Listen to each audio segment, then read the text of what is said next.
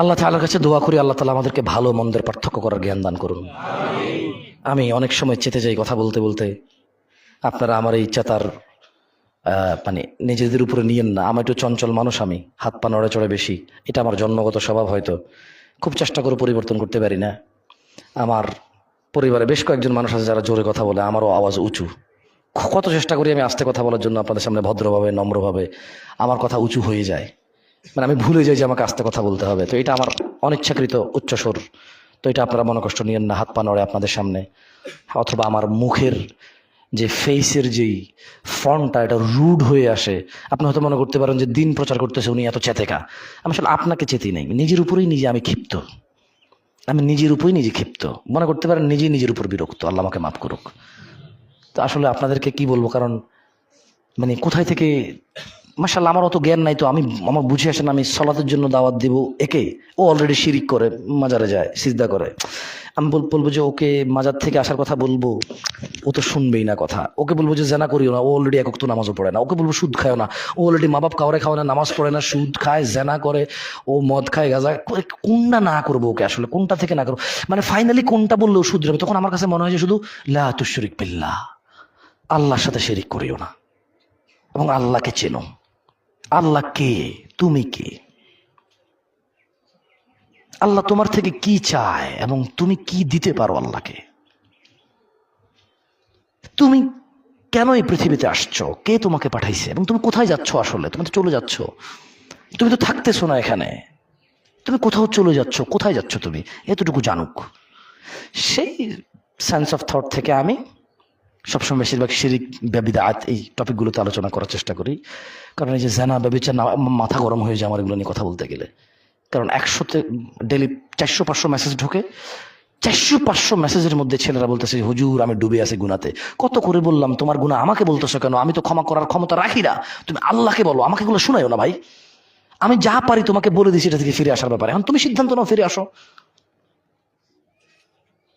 আপনারা এখন সবাই বলবেন যে মহিলারা এখন পাওয়ারে আছে, মহিলারা এখন পুরুষ নির্যাতন করে কেউ দেখে না, এটা আর বলবেন না প্লিজ, আর বলবেন না।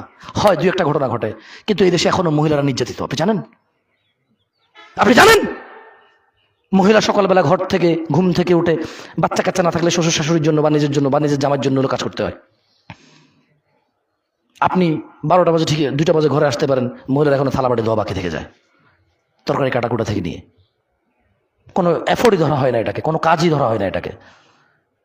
আপনার বাচ্চা তো আপনার দুধ খায় না, আপনার বউয়ের দুধ খায়। মানে আপনি যা ভাত খান সে তা ভাত খায়, আর আপনার বাচ্চা আপনার বউর থেকে অর্ধেক জিনিস খেয়ে ফেলতেছে এবং আরো প্রয়োজনে বেশি খাচ্ছে ওর থেকে। আপনার তো আপনার শরীরে রয়ে গেছে, ওটাকে কোনো এফোর্টই ধরা হয় না, কোনো কাজই ধরা হয় না। আপনি ঘরে আসলে মানে আপনার আলাদা মেজাজ থাকে, কারণ আপনি কাজ করে আসছেন। আপনার বউ সারাদিন ঘরে কাজ করতে কোনো মেজাজ নাই, ঠিক আছে, আপনি বড় পাঠটা করেন, আপনি কথা কথা তালাকের ধমক দেন কেন? মহিলা মানুষ নাকি পুঁটি মাছ, পানি থেকে উঠলে পেট পচে যায়। কেন? ও আপনার সন্তানের গর্ভবতী হয়ে গেছে, এই জন্য আপনার মাথা এই যুক্তি ঢুকে গেছে। আপনি ওকে পুঁটি মাছ মনে করেন, ওর পেট পচা মনে করেন। আপনি মনে করেন যে ওকে আমি ছুঁয়ে ফেলছি, ধরে ফেলছি, ওর সাথে শুয়ে গেছি আমি, আর কেউ ওকে বিয়ে করতে চাইবে না, এরকম মনে করে আপনার উপর নির্যাতন করেন। কয়টা কয়টা পুরুষ নির্যাতনের মেসেজ আসে? একটাও আসে না। আর নির্যাতন যে কারণে, ও মদ খায়, ও গাঁজা খায়, আরেক বেটির সাথে প্রেম করে, ওর বউ ওর সম্পত্তি নিয়ে গেছেন, ওর দোষ, মহিলার দোষ না? মহিলা তার সিকিউরিটি নিবে না? মহিলা তার সিকিউরিটি নিবে না?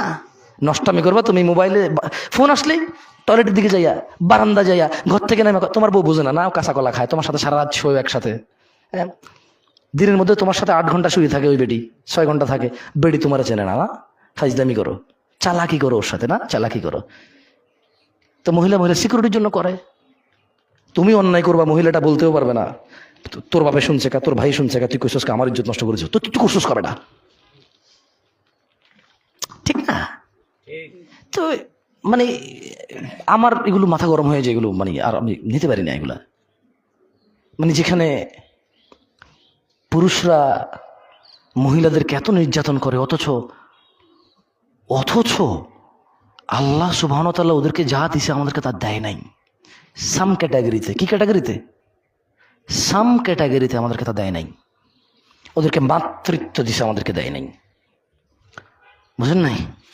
ওদের কথা মুস্তাফা সাল্লাল্লাহু আলাইহি সাল্লাম 3 বার বলেছে, আল্লাহর পরে কে কে কে, মা মা মা। আরে তোমারে না বউ, কারো না কারো তো মা, ওর মারে অন্তত সম্মান করো। তোমারে না বউ, পুঁটি মাছ পেট পচে গেছে, কিন্তু ওই পচা পেট থেকে যারা আসছে ওদের তো মা, ও বাচ্চাগুলো বড় হলে তোমার দেখে নেবে, ও বাচ্চাগুলো বড় হলে তোমার দেখে নেবে। যেই সমাজে পুরুষরা মনে করে মহিলা বেপরদা হয়ে হাঁটলে সমাজ নষ্ট হয়ে গেছে, পুরুষরা বেপরদা হয়ে হাঁটলে নষ্ট হয় না, এই সমাজের পুরুষের কি হবে? যেই সমাজের প্রত্যেকটা পর্দার ওয়াজের নিচে কমেন্টস পুরুষদের, কিয়ামতের আলামত, মহিলা ধ্বংস, মহিলা ফিতনা, এগুলো আছে হাদিসে, ঠিক আছে, কিন্তু কোরআনুল কারীম যদি তুমি অধ্যয়ন করো, ওখানে প্রথমে পর্দার কথা আছে পুরুষের, সেকেন্ড আয়াতে মানে এর পরের আয়াতে আছে মহিলার, সেম পর্দা। মানে ওর কথা হচ্ছে মহিলা হাঁটছে, সমাজ নষ্ট হয়েছে কেমনে? পোলাপান ফেলফেল করে তাকায়া ছিল, পোলাপান যে ফেলফেল করে তাকায়া ছিল, ওতে পোলাপানের সমাজ নষ্ট হয় নাই। তো এই সমাজের ক্র্যাক মাইন্ডেড পুরুষের কি করব আমি? কি করব এই অর্ধগলিত পচা বিবেকহীন পুরুষের এই সমাজের বসতিতে? এই সমাজ কিভাবে উন্নত হবে? যে সমাজের পুরুষকে আল্লাহ বলেছে তুমি তোমার চক্ষুকে অবনত করো, সে এমনি তাকায়। আল্লাহ বলছেন নিচে করো, সে তাকায়, এটা দোষ না। মহিলা আল্লাহকে বলছে ঢেকে চলো, মহিলা খুলে চলছে, কেন? মহিলার দোষ। দুইজনের তো দোষ হওয়া উচিত এখানে, ঠিক না? কিন্তু এখানে দোষ একজনের। এখানে দোষ কয়জনের? একজনের দোষ। আচ্ছা, মহিলাকে যেই মানে সহবাসের যেই কি বলে এটাকে, মহিলা কে বানাইছে? কে বানাইছে? পুরুষকে পুরুষ কে বানাইছে? তাহলে আমাদের একটা যৌনাঙ্গ আছে, উভয়ের যৌনাঙ্গ বা যৌনি আছে না? তো মহিলা পুরুষ একসাথে শুয়েছে বিবাহ ছাড়া, এখন বেডিডে আর এর কেউ আর বিয়ে করতে পারবে না, বেটা ঠিক বিয়ে করতে পারবে। কে রে? দুজনে তো সেম কাজ করেছে। বুঝি একজন অপবিত্র হয়ে গেছে, একজন পবিত্র রয়ে গেছে, এটা হয় নাকি? এখানে অপবিত্র কয়জন? দুইজন। যেখানে সমাজে একটা বেডি বিবাহ হয়েছে, জামাই নির্যাতন করে, ওর তালাক হয়ে গেছে, এখন আর কোনো ভালো পুরুষ ওকে বিয়ের প্রস্তাব দেয় না। কিন্তু ওই বেটা ঠিক টাকার জোরে, গরমে, সামাজিকতা, তার আধিপত্য, তার পরিচিতি, ঠিকই আরেকটা বিয়ে করে ফেলছে। মহিলাটা আগে বিয়ে হয়েছিল, কই অমুক জায়গায়, তো গর্ব থাকে নাই, না তালাক হয়ে গেছে, তালাক দিয়ে দিছে। আচ্ছা, নিশ্চয়ই বেডির সমস্যা আছে। মানে হাতে বেটা কি এমনি, হাতে কি এমনি বিয়ে করছে, তার শখে তালাক দিয়ে দিছে। কোনো বেটা চায় তার বেডি তালাক দিয়ে দিতে, সব দোষকার মহিলার। যেখানে বিধবা মহিলাকে কেউ বিয়ে করতে চায় না, যেখানে ডিভোর্সি মহিলাকে কেউ বিয়ে করতে চায় না। আবার আরেক সিস্টেম চালু হয়েছে, এখনো পোলা এক বিয়ে করে নাই, ডিভোর্সি মহিলার পিছনে পাগল। কেন? সুন্নত আল্লাহ নবী সাল্লাল্লাহু আলাইহি ওয়াসাল্লাম করছে। তুই চিনোস কেমনে রে? তোর চিনার পদ্ধতি কি? হ্যাঁ, উনি খুবই ভালো, বুঝছেন ভাইয়া? ও আচ্ছা আচ্ছা, কেমনে বুঝলা ভালো? মানে আমি তো আসলে অবজার্ভ করেছি, বুঝছেন, কথাবার্তা বলেছি, চাল চলন খুবই ধর্মভীরু, সবসময় নামাজের কথা, আল্লাহর কথা বলে, সবসময় এগুলা বলে, রাইট? দেখছেন, মানে ও ধর্মভীরু কিন্তু ও বেডির সাথে কথা কয়। আরে তোমার যদি বিধবা মহিলার ইচ্ছা করে বিয়ে করতে, ঘটককে বলো, কারা বিয়ের মিডিয়া আছে ওদেরকে বলো, তোমার বাপকে বলো যে আব্বা আমি বিয়ে করব, তবে আমি একজন ডিভোর্সি মেয়ে বিয়ে করব। আব্বা আমি বিয়ে করব, আমি একজন বিধবা মেয়ে বিয়ে করব। যদি কোনো বোন বিয়ে বসতে চায়, সে বলবে যে আব্বা আমি বিয়ে বসবো, তবে আমি কুমার ছেলের কাছে বসবো না, এমন একজন পুরুষ যার বউ আছে এবং তাদের খুব ভালো সুখের সংসার, যে পুরুষ তার বউয়ের প্রতি নির্যাতন করেন, আপনি এরকম একজন দেখেন। মানে যদি তোমার এত শখই জাগে বিবাহিত বেটার সাথে বিয়ে বসতে, তোমার যদি এত শখই জাগে ডিভোর্সি আর বিধবা মহিলার সাথে বিয়ে বসতে, তখন তুমি ওই পদ্ধতি অবলম্বন করতে পারো। নিজে নিজে কানেক্টেড হয়ে যাওয়ার দরকার নেই। ওখানে তো জানা সৃষ্টি হবে, কি সৃষ্টি হবে? আল্লাহ আমাদেরকে বুঝাতে তৌফিক দান করুন। আমি একটু অবশ্য সময় নিয়ে নিয়েছি।